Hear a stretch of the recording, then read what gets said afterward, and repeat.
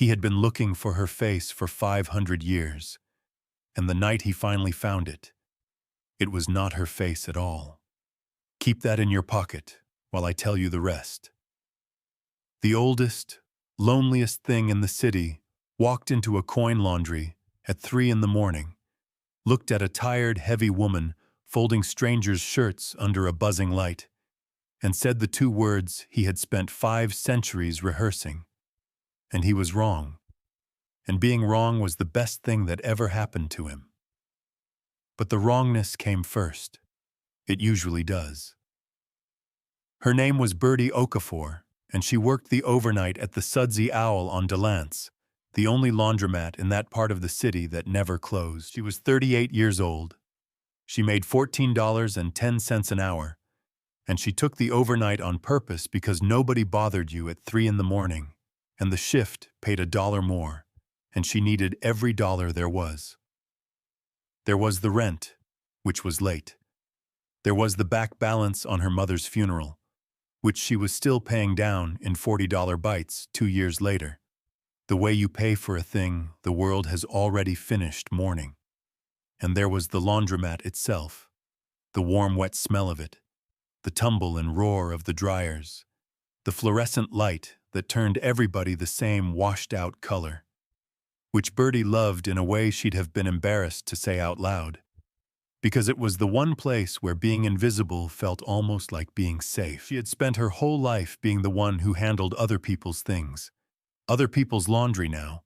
Before that, other people's mothers, in the care home until the funeral money ran out.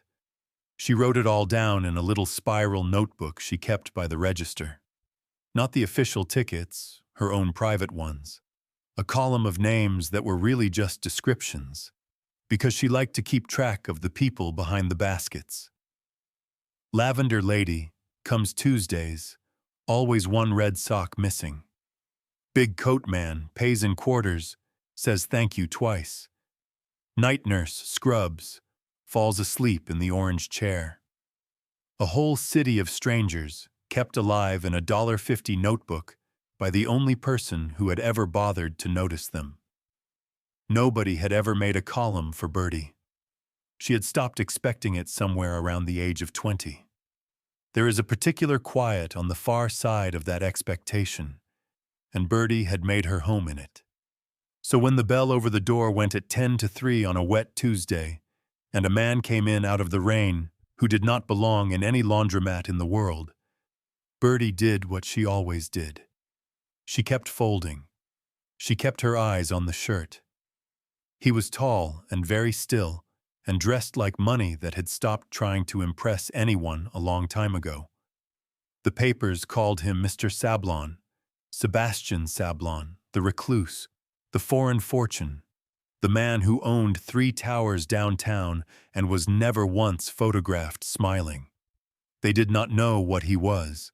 They did not know that he had stood at the cold edge of the world for 500 years, that he had loved exactly one woman in all that time and lost her, and had spent every year since looking for her to come back, because she would come back. That was the thing he had built his whole long life around. Her name had been Eleanor, and she had died in a year the city did not yet exist to remember. And an old grief-mad part of him had decided, in the first unbearable century, that a love like theirs could not simply end.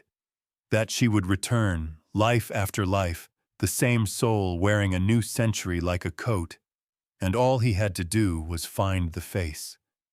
He had a portrait of that face, carried through 500 years and 40 cities, a small, dark painting of a pale, fine-boned, sorrowful woman. He had matched it against 10,000 strangers and been wrong 10,000 times, and each wrong time had hollowed him out a little more, until there was almost nothing left in him but the looking. He came into the Sudsy Owl because the looking had brought him there. A pull. The first true pull in 200 years, somewhere on Delance in the rain, and he had followed it through a door that smelled of soap and warm cotton, and he had looked up, and Birdie Okafor looked back at him, a heavy, tired woman with a child's red sweater in her hands. And the Vampire King's whole 500-year-old world tilted on its axis, because the pull was her, unmistakably her, the soul he had chased across half a millennium. And she looked nothing, nothing at all, like the woman in the painting. He said it anyway. It came out of him on a breath, the way a held thing comes out. "It's you." Birdie's notebook slipped off the counter. It went into the open mouth of the utility sink she'd been soaking a wine stain in, and the water took it, and the cheap ink began to bleed at once. Lavender lady, big coat man, night nurse. A whole city of noticed strangers dissolving into gray. And Birdie grabbed for it, too late, and stood there holding a dripping, ruined notebook and staring at a strange, rich man who had just said the two words nobody in 38 years had ever said to her, and meant them about somebody else. She did not know that yet. She only knew her notebook was ruined, and her heart was doing something stupid. "I think you've got me confused with somebody," Birdie said, which was the truest thing said in that room all night. "Stay with me here, because I know this shape. I know the story where the powerful stranger points and says, 'It's you,' and the woman is supposed to melt, supposed to feel chosen, supposed to feel. Her real life is finally starting now that a man with money has noticed her. This is not that story. What the king said to Birdie was the cruelest possible kindness, because he was not seeing Birdie at all. He was seeing a dead woman's ghost laid over a living woman's face, and Birdie, who had spent her whole life being the stand-in, the one who handled the lives of people the world found more important. Birdie was about to be asked, by the loneliest creature alive, to be a stand-in one more time, for a corpse, forever. What she does about that is the whole reason I wanted to tell you about her. Keep her ruined notebook in your eye. We come back to it." He did not leave. That was the first strange thing. He sat down in the orange chair by the window and stayed until the dryers went quiet at dawn, and he came back the next night and the next. He never brought laundry. He bought a wash he did not need and let it run empty and just sat there in the warm roar, watching Birdie work with a hunger that was not the kind that scared her, a kind that frightened her worse, because it looked like need. He talked on the third night. He was clumsy at it, which surprised her. A man who looked like that should have been smooth. He asked her things that did not connect. Had she ever seen the sea at a particular gray hour? Did a certain old song mean anything to her? And when she answered honestly, plainly, something in his face would fall and then climb back up, determined. She understood, dimly, that she kept getting answers wrong. She did not understand what test she was failing. But the gestures started. And the gestures, listener, the gestures are how you'll know. The first one came the night after the notebook drowned. She got to work and found a new one waiting on the counter. Not leather, not gold, a plain $1.50 spiral exactly like the ruined one. And tucked inside the front cover, in a hand that was old-fashioned and careful, someone had begun to copy back what they could remember of her drowned columns. Lavender lady, Tuesdays, one red sock. He had read her private notebook, upside down across a counter, while she worked, and committed her strangers to memory and given them back to her. She stood in the empty laundromat holding it and did not cry, because she had trained that out of herself. But it was a near thing. The second gesture she almost missed. The orange chair where the night nurse slept had a broken caster. It had dumped more than one exhausted shift worker onto the floor. One night it simply didn't anymore. Someone had fixed it, not replaced it with something grand, fixed the actual chair so that the actual nurse could keep sleeping in her actual spot. Birdie looked at the man in the corner, and he looked at the rain and said nothing. And she understood he had done it because she had once, in passing, mentioned the nurse. The third one was the umbrella. Birdie walked the 11 blocks home in the rain because the bus money was funeral money. One dawn there was an umbrella hooked over the door handle when she locked up. Not a designer thing, just a plain, sturdy one that would not turn inside out, with a tag that said only for the walk. He had not bought her diamonds. He had bought her a thing that would keep a tired woman dry. And that, listener, is a man paying attention to the right things. And Birdie, who had spent her life paying attention to everyone else, felt the floor of her chest go strange and warm and dangerous. She started a column for him in the new notebook. She didn't put his name because she didn't really have it. She wrote, "The Watcher, comes nights, doesn't do laundry, sad like something happened a long time ago and never stopped happening." She was closer to the truth than she knew. Here is what Birdie did not know and would not learn for weeks, and would learn in the worst possible way. The Vampire King did not run his own search. He never had. Across 500 years, a search like that, the records, the cities, the careful watching of birth and death, and the long patient sifting of faces, requires an apparatus. And the apparatus had a keeper, and the keeper's name was Matthias. Matthias was old too, though not so old as the king. And where the king had grief, Matthias had purpose, and purpose is the more durable thing. For 5 centuries, Matthias had managed the looking. He kept the portrait. He kept the records. He decided which faces were worth bringing to the king and which were dismissed before the king ever saw them. The whole machinery of the great 500-year search ran through Matthias's careful hands, and Matthias had built his entire long life, his rank, his power, his very reason for existing, on one simple, unspoken fact. As long as the king is searching, the king needs me. A king who grieved was a king who could be managed. A king who searched was a king who depended. Matthias had spent 5 centuries keeping his master exactly grief-sick enough to keep looking, and exactly hopeful enough never to stop. It was not cruelty, the way he did it. It was worse. It was care, the care of a man who has made another's pain into his own livelihood, and would do anything to keep that pain from ever healing.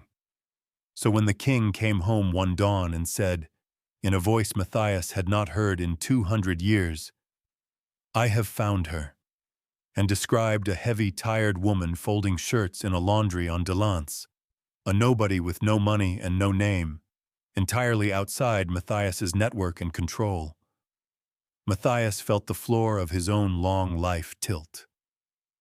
Because if it was real, if after 500 years the king's grief simply healed on a nobody in a laundromat with no help from the apparatus at all, then Matthias was nothing. The keeper of a search that had ended, a servant with no master to need him. He could not allow it. And he had. Ready in a drawer he had kept for exactly this kind of emergency, the perfect instrument. He had Eleanor's face. Her name, the new one, was Vivian. And the first time Birdie saw her, she understood everything in the cold space of a single breath. It happened like this. The king had been bringing Birdie slowly, clumsily, into the edges of his world. A car sent on the worst rain nights. A dinner she didn't know how to order at. A tower apartment full of beautiful, cold, old things. She had gone, half against her own judgment, because nobody had ever wanted her near, and the wanting was a drug she had never been allowed to taste. And on the night Matthias chose, the king brought her up to the tower to show her something, his face doing the thing it did, the climbing hope, And Birdie walked into a long, pale room, and there on the easel, lit like a saint, was the portrait. She knew the face. She had been getting it wrong for weeks without knowing it was a face she was supposed to match.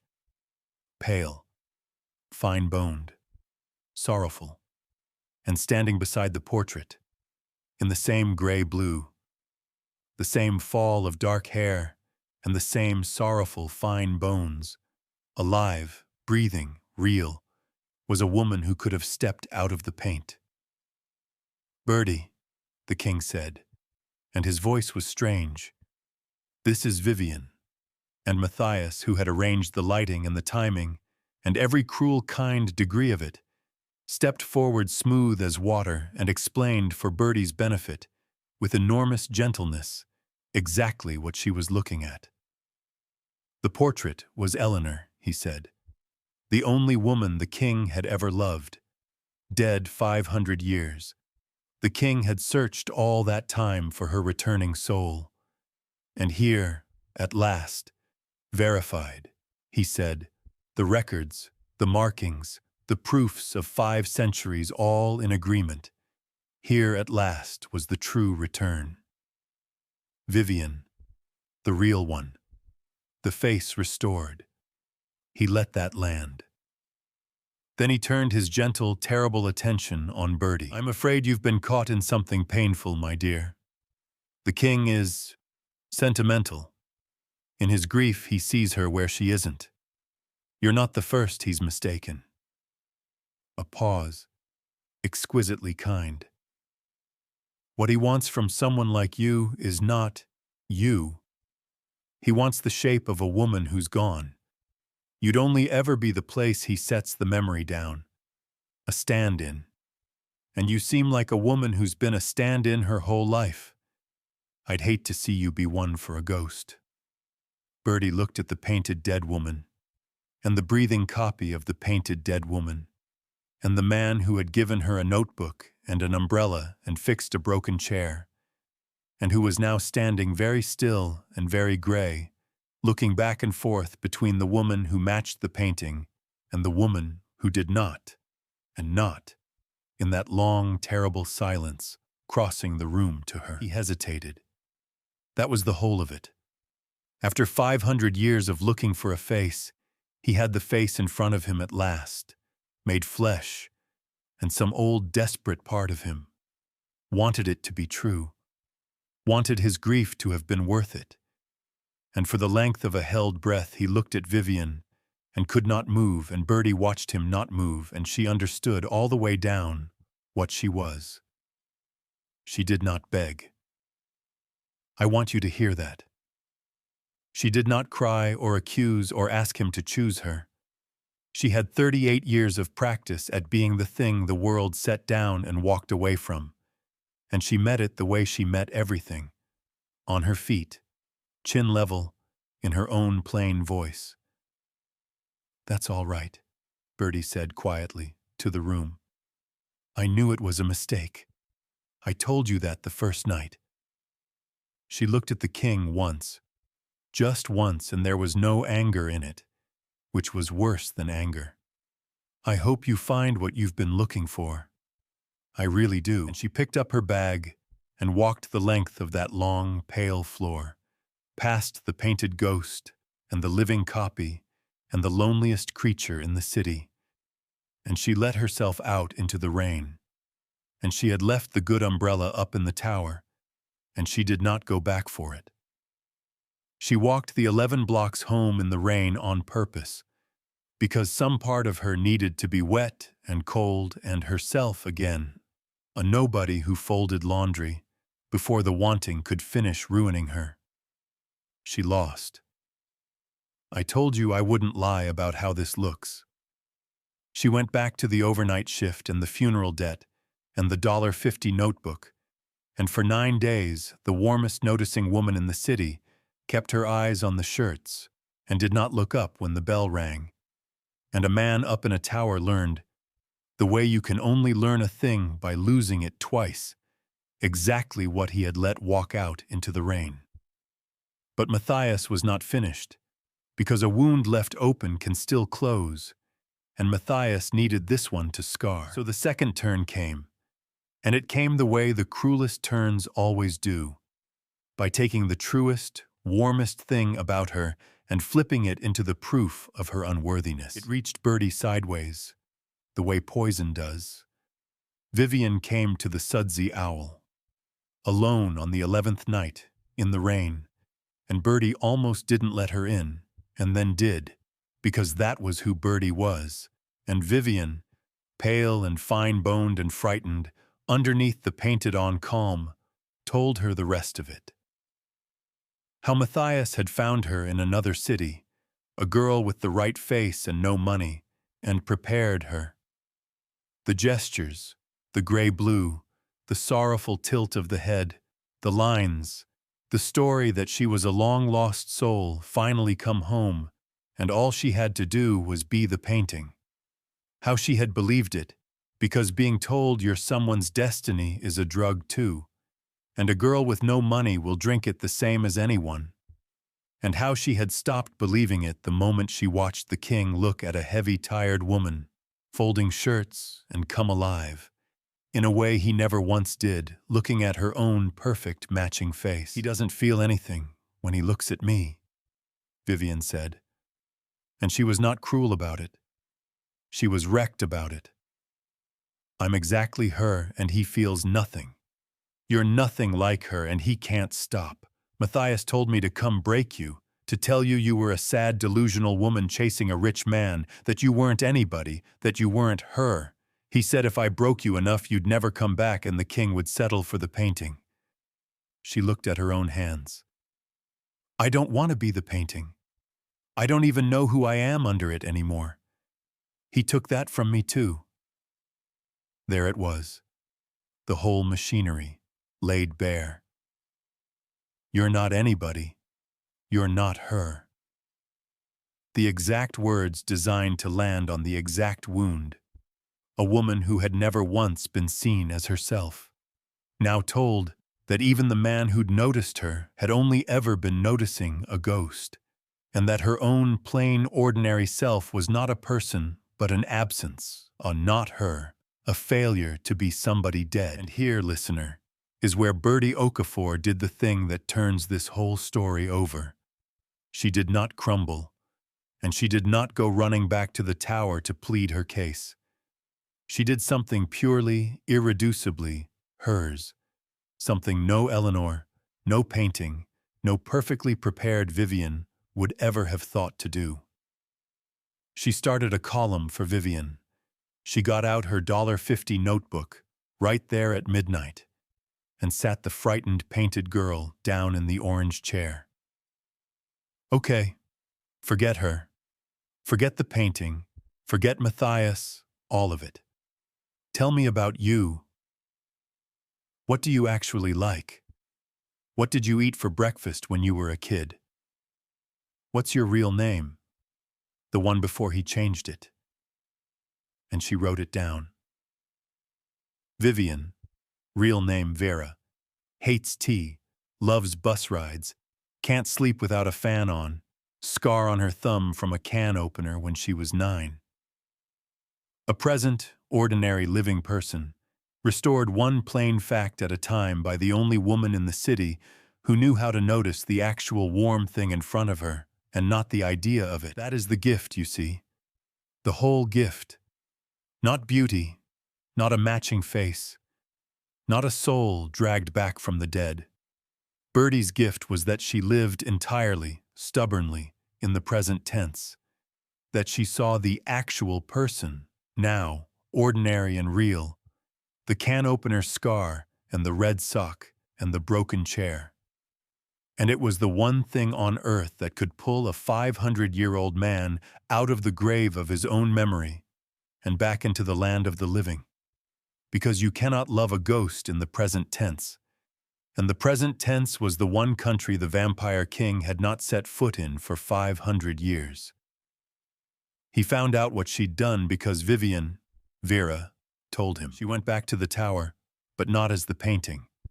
She walked in with her hair in a plain knot and put a notebook page on the easel in front of the portrait. She wrote me a list of who I am. The laundry lady. The one Matthias told me to break. She asked me what I had for breakfast when I was 9. And you never once asked me a single thing about myself. Because you weren't looking at me. You were looking at her. And so was I. Birdie's the only person who ever looked at the actual one of us. She left the page and she left. And the king stood alone with the portrait of a woman 5 centuries dead, and a notebook page about a living girl's can-opener scar. And he understood, at last, and far too late, what he had let walk out into the rain. He came to the Sudsy Owl on the 9th night, at 3 in the morning, in the rain, with no umbrella. He was not Mr. Sablon in that doorway, not the Vampire King. He was a tall, tired, soaking man, under a buzzing light, exactly like the ones Birdie had spent her life beneath. And when the bell rang, she kept her eyes on the shirt and did not look up. And he had to say her name twice before she'd stop. And even then she kept folding, because her hands were the only steady thing she had. What he said came out of him the way it had the very first night, without smoothness, against the grain, in pieces. The cold, fluent thing in him had nowhere left to stand. I have been looking for one face for 500 years, he said. I built the whole search so I would never have to live in a single day. The day she died, I decided the present was a thing to be survived until she came back. 500 years of looking past every living person, waiting for one dead one to wear their face. His voice failed and he made it go on. When I looked at Vivian, I felt nothing. The face exactly.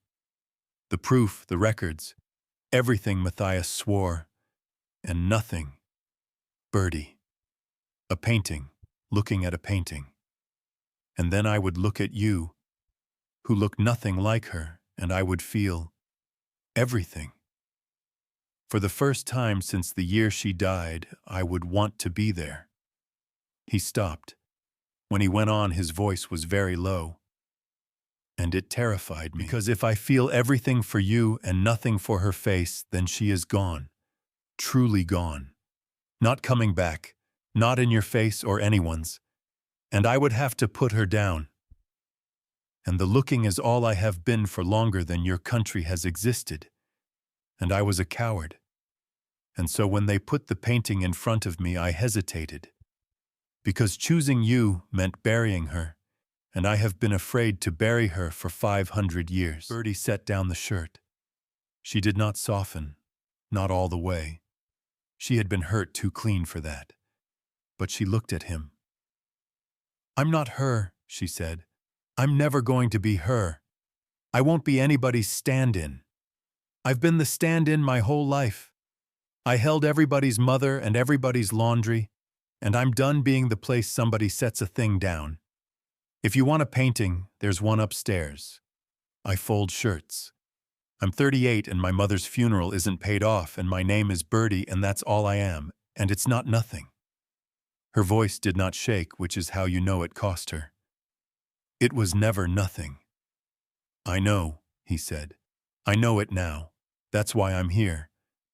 And he reached into his coat and he took out the portrait. The small, dark painting he had carried through 500 years and 40 cities. The thing Matthias had kept and the king had clung to. The most precious object in his endless life.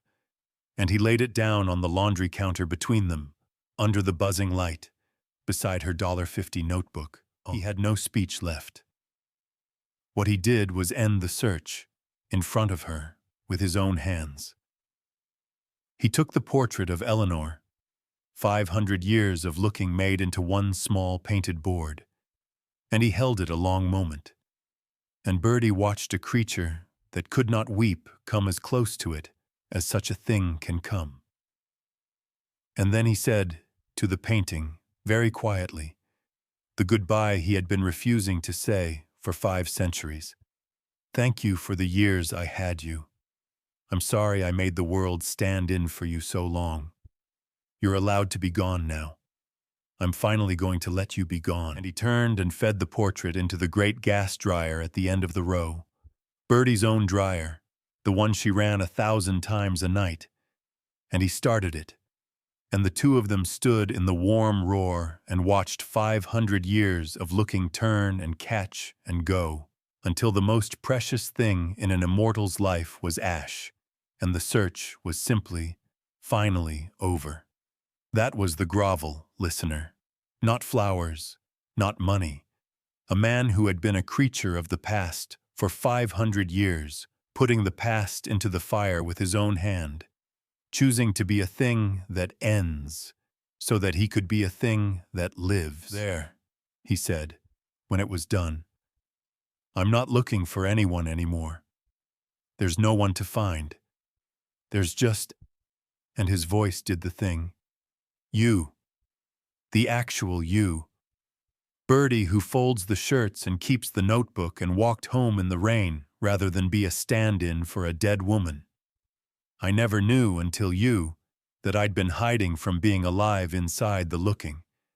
You're the first present tense I've stood in for 500 years. He looked at her, and there was nothing of the painting left anywhere in his face. "It's you. Not because you're her, because you're you." That's what the words were always supposed to mean, and I was too far inside the grief to know it. "It's you, Birdie. The real one. The only one." The same two words, turned all the way over. "It's you" had meant, "You're the ghost." Now it meant, "You're the only living thing I see." And Birdie heard the difference, because she had spent her whole life listening for exactly that difference, and never once getting to hear it about herself. But it wasn't finished, because Matthias came up the rain-wet street and through the door while the dryer was still ticking with heat, and the smell of the burnt thing reached him. And a man who has run a 500-year search knows the smell of his own purpose burning. Matthias did not shout either. The dangerous ones never do. He stood in the doorway, soaked and ancient and very still, and he smelled the burnt thing, and he made his last move, smooth and quiet and surgical, the way he had made every move for 500 years. "You've destroyed her," he said, soft, grieving, reasonable. 5 centuries of the only thing that was ever true between us, and you've burned it for a laundress. You're not in your right mind. You've never been in your right mind since she died. That's why you need me. Come home. Leave the woman. We'll find Eleanor's true return. The records were never wrong. I'll always begin again for you." "That," said the king, and his voice had gone very level, "is the whole of it, isn't it? You'll always begin again. You've made sure I'd never stop. You kept the painting, the records. You decided which faces I saw. You dressed a frightened girl up as my dead wife and sent her up my own tower to make a true thing look like a delusion. And you came here to tell this woman she was nobody and break her enough that I'd settle for the lie. Not because you believed it. Because a king who finds her doesn't need a keeper anymore." He took a single step. "You weren't keeping my search. You were keeping my grief. Because my grief was your position. You'd have kept me hunting a corpse 1,000 more years rather than let me have one ordinary night that was mine." And Vivian, Vera, who had come in behind Matthias out of the rain, who had been the instrument and had decided to stop being one, said into the silence, "He told me what to wear, what to say, where to stand for the light. I have it written down. The dates, the cities, the other girls before me. There were other girls before me." She put a folded page on the counter beside the burnt, empty place. "I'm done being the painting. Birdie taught me I get to be a person who hates tea." Matthias looked at the two of them, the keeper's whole apparatus turning in his hands like a knife with no handle left. He was beaten, and he knew it. And he did the only thing left to a creature like that, which was to gather what was still his and go. "Then keep your one ordinary night," he said, and there was real grief in it, the grief of a thing that built its whole self around another's pain and outlived the use of it. "You'll be alone, you know. No watchers, no records, no one who remembers what you were before. I take all of that with me. You've thrown away everyone who ever stood beside you."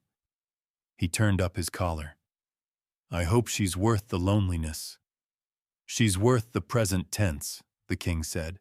"I've never had one before." And Matthias went out into the rain and took his 500 years of network and lore and loyalty with him. And the king let him go, and stood more alone in the world than he had been in 5 centuries. No keeper, no one left who remembered the man he'd been before the grief. And more present than he had ever been in a laundromat at 3 in the morning, beside a heavy, tired woman and a $1.50 notebook. That cost stayed. I won't pretend it didn't. Eleanor was truly gone now. 500 years of looking had been a grief he'd never once let finish. And he had finally let it finish. And the finishing meant she was not coming back. Not ever. And he would carry that the way you carry a real death instead of a beautiful lie. And Matthias was gone. And with him, everyone who had known the king across the centuries, so that the oldest creature in the city was now an orphan of his own long life. You don't get to undo 500 years in one wet night. Some things you only get to put down. But the painting was ash in Birdie's dryer, and the man was still standing in the actual room. And for the first time in half a millennium, he was not looking past anyone at all. He picked up her notebook from the counter. The $1.51.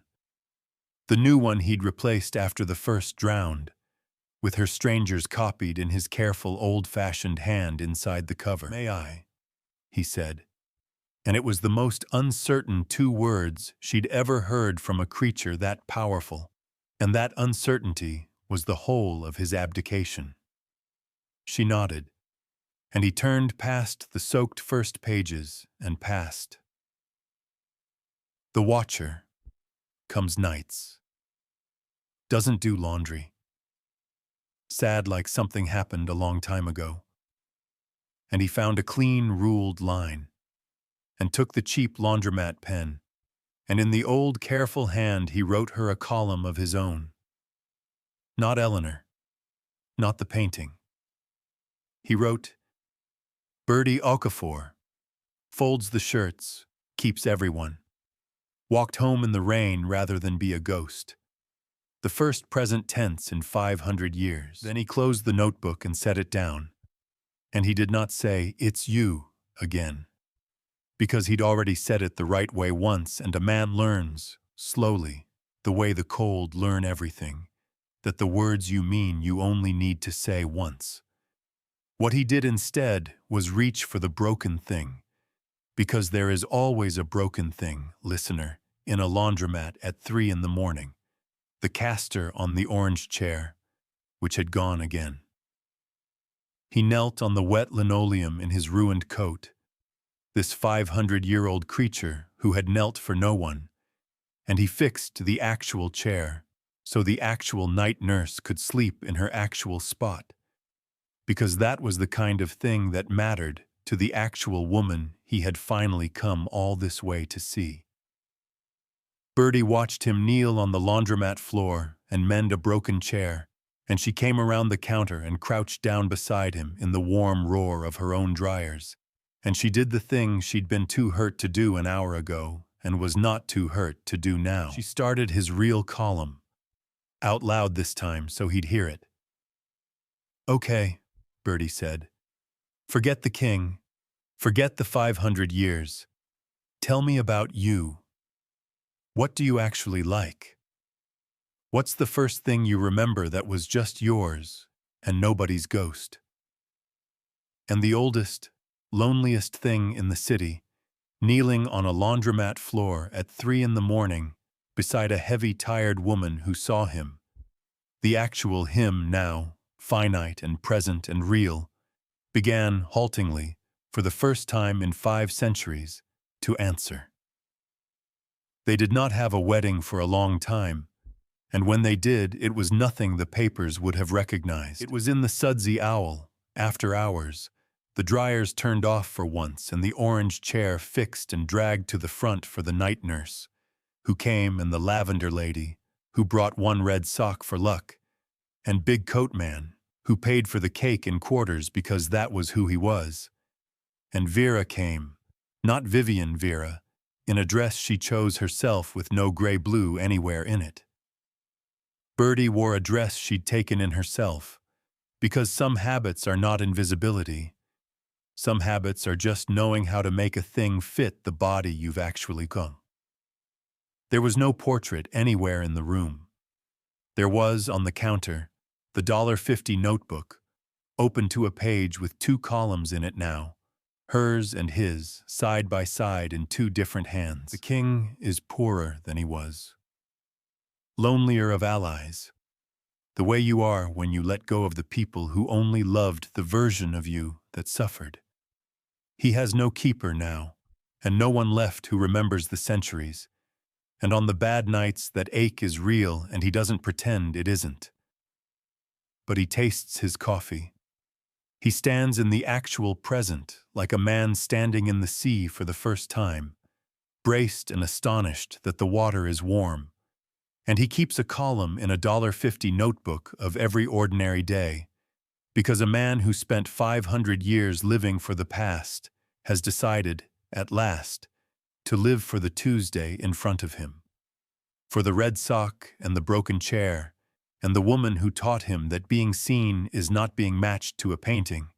It is being noticed, in your actual heavy, tired, ordinary glory, by someone who wants nothing of you but you. That, listener, is what being seen turns out to be, after a whole life spent as the understudy in someone else's story. Not a powerful man pointing across a room and naming you his destiny.